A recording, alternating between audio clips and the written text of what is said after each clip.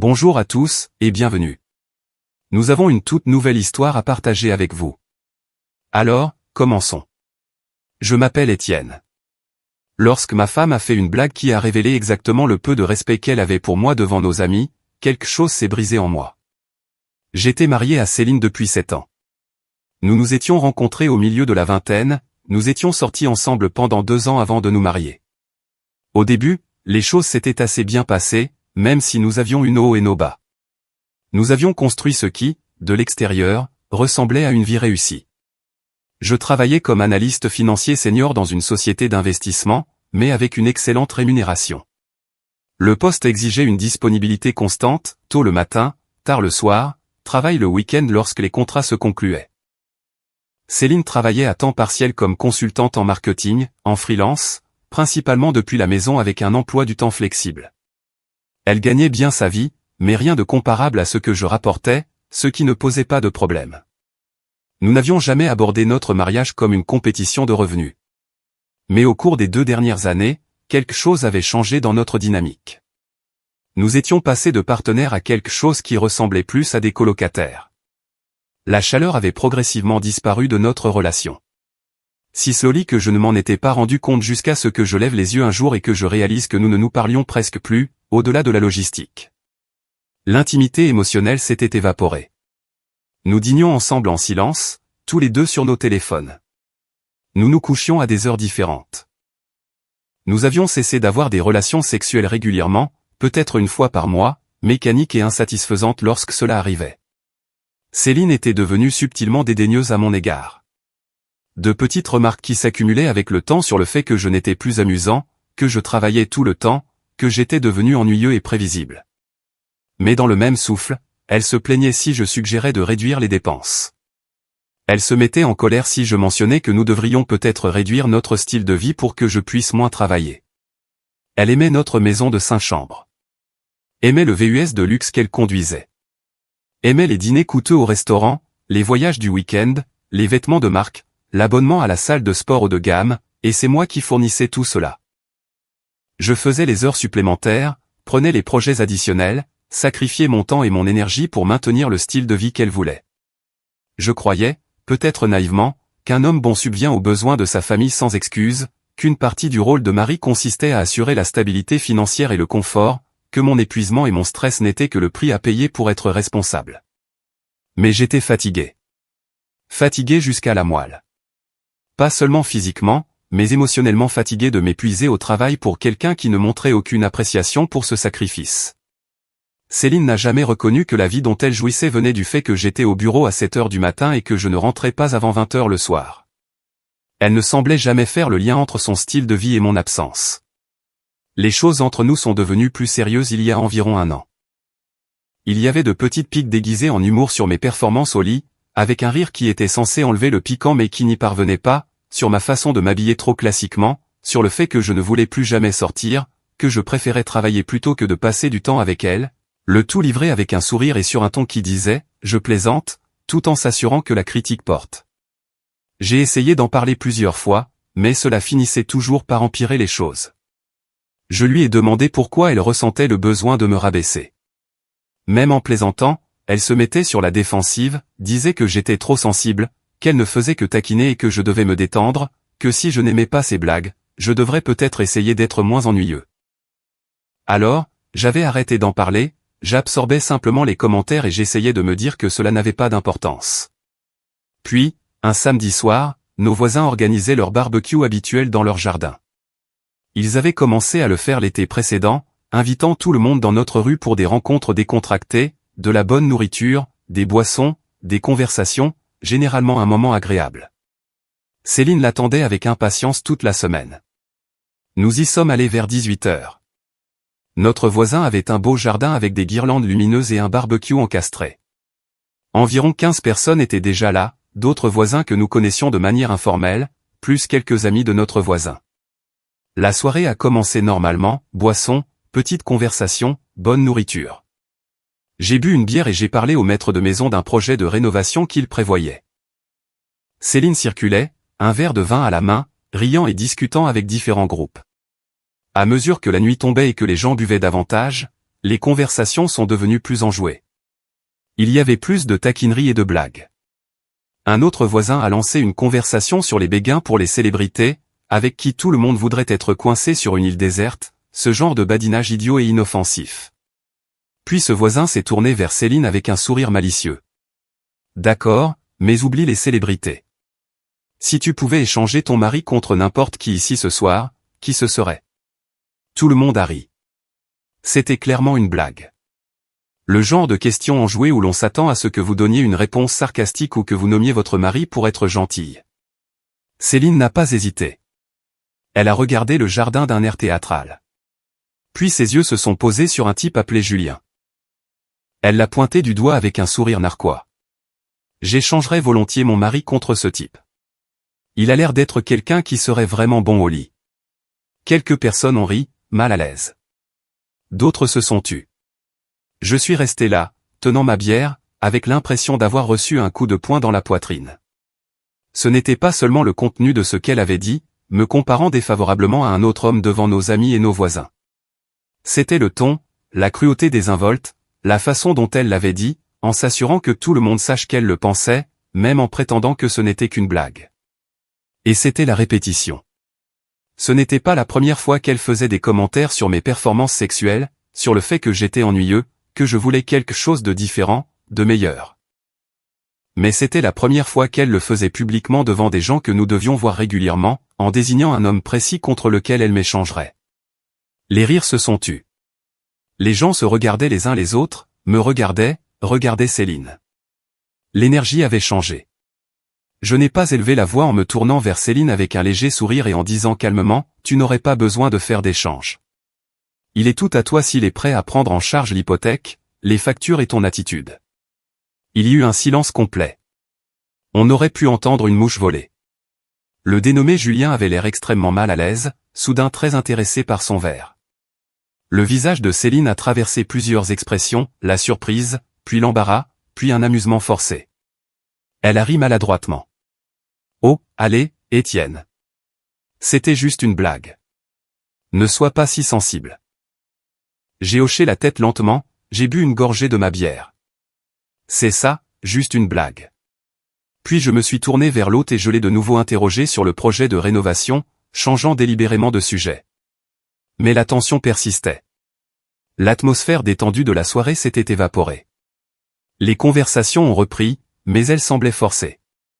Les gens ont commencé à trouver des excuses pour partir plus tôt que d'habitude. Céline est restée près de ses amis qui vivent dans le quartier pour le reste de la soirée, m'évitant probablement. J'ai parlé à quelques autres voisins, j'ai gardé une expression neutre, j'ai agi comme si de rien n'était, mais à l'intérieur, quelque chose s'était brisé. Ce commentaire avait exposé quelque chose que j'essayais de ne pas voir depuis des mois. Céline ne me respectait pas, et peut-être qu'elle ne me respectait plus depuis longtemps. Je travaillais de longues semaines pour lui offrir la vie qu'elle voulait.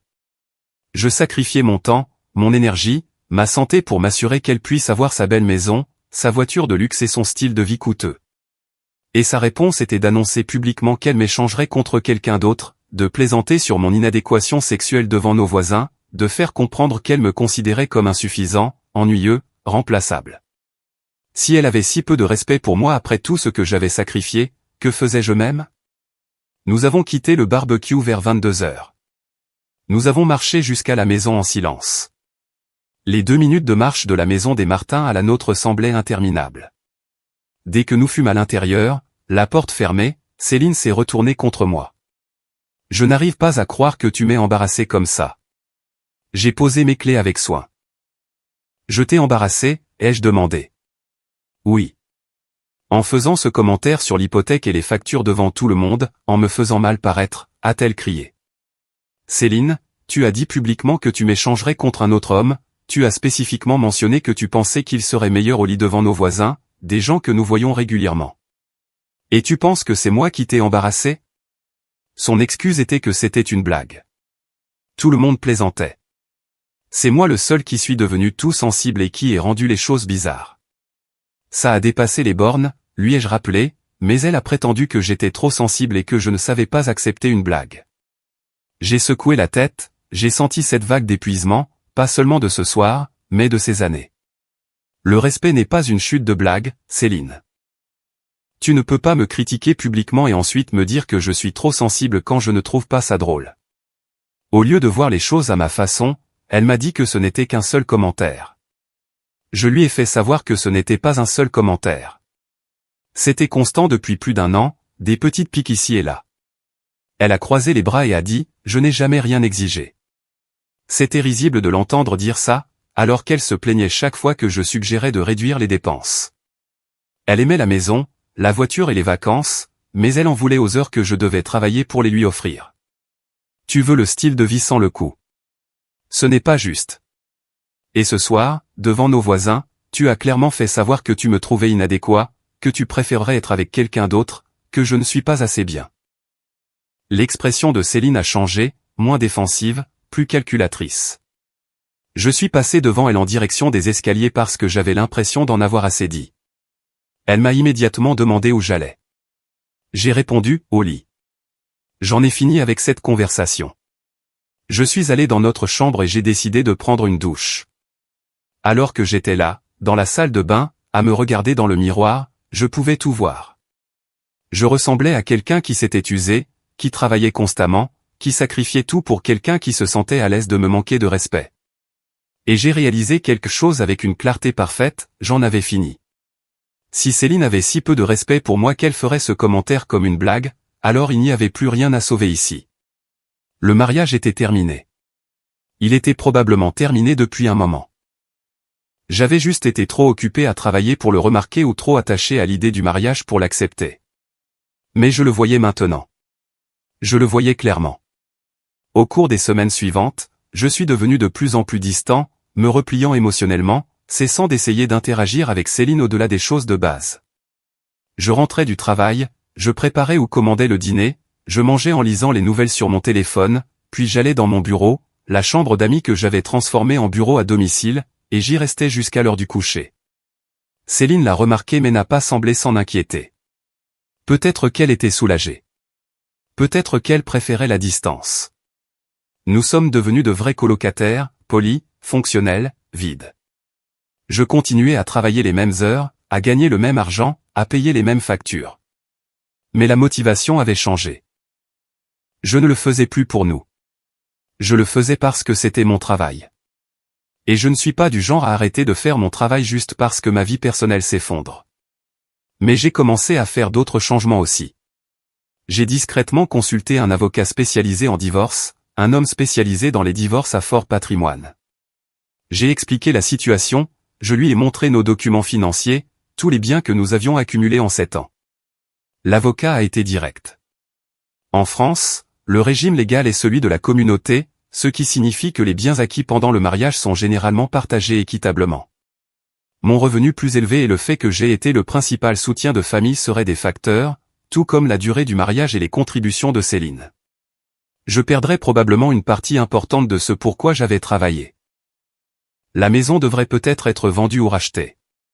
Les comptes de retraite seraient divisés, et il y aurait peut-être une prestation compensatoire, bien que cela dépende de plusieurs facteurs. Cela me coûterait financièrement, certainement, émotionnellement, probablement. Mais rester me coûterait plus cher, me coûterait le peu de respect de moi-même qu'il me restait. J'ai dit à l'avocat de commencer à préparer les documents. Pas de précipitation, mais préparer tout. Environ 3 mois après le barbecue, j'en ai eu assez. Le comportement de Céline s'était aggravé. Elle était devenue plus ouvertement critique, faisait des commentaires sur le fait que notre mariage n'avait pas de passion, qu'elle se sentait piégée dans une vie ennuyeuse, mais elle s'attendait toujours au même style de vie et n'est jamais partie. Un soir, elle se plaignait de vouloir refaire la salle de bain principale, parlant de comptoir en marbre et d'une baignoire. Coût estimé, environ 28 000 €. Je l'ai écouté exposer sa vision inspirée de Pinterest, puis j'ai dit calmement, je ne paierai pas pour les rénovations de la salle de bain. Elle a semblé surprise. Quoi? Pourquoi pas? Nous pouvons nous le permettre. Parce que je demande le divorce, donc toute rénovation serait inutile. Les mots sont sortis de manière factuelle. Céline m'a dévisagé. Quoi? Je demande le divorce. J'ai déjà consulté un avocat. Les papiers seront bientôt prêts. Elle s'est levée du canapé. Tu es sérieux, là? Je lui ai dit que j'étais tout à fait sérieux. Elle a demandé si c'était à cause de ce qu'elle avait dit à ce barbecue, me disant que c'était il y a 3 mois et qu'elle pensait que nous avions dépassé ça. Je lui ai fait savoir que nous n'avions pas dépassé ça. J'avais juste cessé de m'en soucier. Son visage a rougi. Elle a demandé si j'avais cessé de m'en soucier. Je lui ai dit que j'avais cessé d'essayer de réparer ça et d'essayer de la rendre heureuse. Je lui ai rappelé qu'elle avait clairement fait savoir qu'elle ne me respectait pas, qu'elle m'échangerait contre quelqu'un d'autre, que j'étais ennuyeux et inadéquat. Alors c'est bon, tu es libre. Va trouver quelqu'un de plus excitant. Elle a prétendu que j'étais fou, que je jetais 7 ans par-dessus bord pour une blague. Mais ce n'était pas une blague. C'est ce qu'elle ressent vraiment. Et même si c'était une blague, le fait qu'elle ait pensé que c'était acceptable de le dire devant nos voisins me dit tout ce que j'ai besoin de savoir sur la façon dont elle me voit. Voyant que j'étais sérieux, elle a essayé de me dissuader de mettre fin au mariage. Je lui ai dit, j'essaie depuis 2 ans. Je m'épuise au travail pour te donner la vie que tu veux pendant que tu te plains. J'ai fini d'essayer. L'expression de Céline a changé, passant de la colère à l'incrédulité, puis à quelque chose qui aurait pu être de la panique. Son visage s'est décomposé. Je n'arrive pas à croire que tu prépares ça depuis 3 mois sans rien dire. Je me suis dirigé vers mon bureau. Je dors ici à partir de maintenant. Tu peux avoir la chambre principale. Nous resterons courtois jusqu'à ce que le divorce soit finalisé, mais c'est fini entre nous. J'ai fermé la porte, je l'ai entendu commencer à pleurer dans le salon. Je n'ai rien ressenti. La procédure de divorce a duré environ 8 mois, plus longtemps que je ne l'avais espéré, mais la plupart des divorces prennent apparemment toujours un certain temps. Mon avocat s'est occupé de la plupart des formalités juridiques. Céline a engagé son propre avocat, quelqu'un d'agressif, qui a essayé de me dépeindre comme étant émotionnellement abusif et contrôlant. Ça ne s'est pas bien passé pour eux. J'avais des documents sur mes revenus, nos dépenses, des preuves que j'avais été le principal soutien de famille pendant que Céline choisissait de travailler à temps partiel. Et j'avais des témoins qui ont témoigné du commentaire public de Céline ce soir-là. Le règlement n'a pas été très avantageux pour moi financièrement. J'ai perdu la maison. Céline a racheté ma part, bien qu'elle ait dû contracter un emprunt pour le faire. J'ai perdu environ 40% de mon épargne retraite et j'ai versé une prestation compensatoire pendant 2 ans, mais pas autant que son avocat le voulait. Au total, j'ai probablement perdu une somme importante, mais j'ai gagné quelque chose de plus précieux, la liberté. La liberté de ne plus me tuer au travail pour quelqu'un qui ne l'appréciait pas. La liberté des critiques constantes déguisées en blagues. La liberté d'une relation où je n'étais valorisé que comme un chèque de paie et où l'on m'en voulait pour les heures qu'il fallait pour gagner ce chèque de paie. Le divorce a été finalisé presque exactement 1 an après ce barbecue. J'ai déménagé dans un appartement plus petit, plus près du centre-ville, mais c'était le mien. J'ai gardé le même travail, mais j'ai commencé à fixer de meilleures limites. Je partais à 18 h au lieu de 20 h la plupart des jours. J'ai arrêté de me porter volontaire pour chaque projet supplémentaire.